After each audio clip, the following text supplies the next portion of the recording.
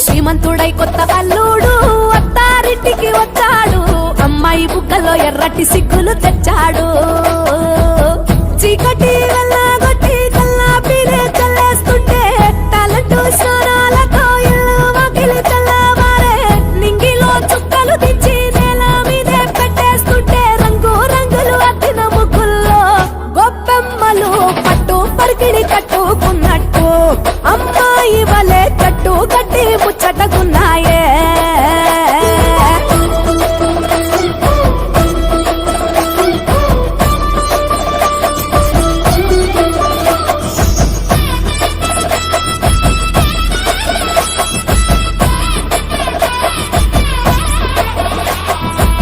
పురాణ మోపు గట్టి రంకెలేసే ఎడ్ల పోటీ, గుడి గంటలు మోగేనట పండగనే చాటి, కంజు భలే ఈల కొట్టి